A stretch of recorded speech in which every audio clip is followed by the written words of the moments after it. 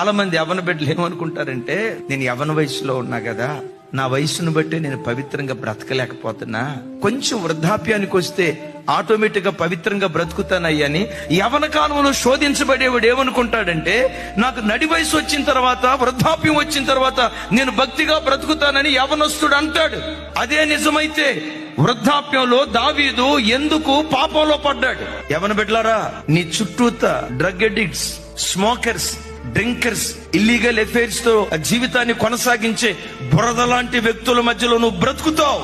దేవుడు ఒక్కడు నీకు తోడుగా ఉంటే, బురదలో తామర వృక్షం ఎదిగినట్లుగా, నీకు వివాహమైనా వివాహం కాకపోయినా, భార్య తోడున్నా లేకపోయినా, భర్త తోడున్నా లేకపోయినా, నడి వయసుకు వచ్చినా ఇంకా వివాహం కాక ఒంటరిగా నువ్వు మిగిలిపోయినా, ఏ వయసులో నీవున్నా, ఎక్కడ కాలు జారకుండా బురద లాంటి లోకంలో కూడా నిన్ను పవిత్రంగా పెంచే శక్తి మంచు లాంటి దేవుని మీద ఉంది.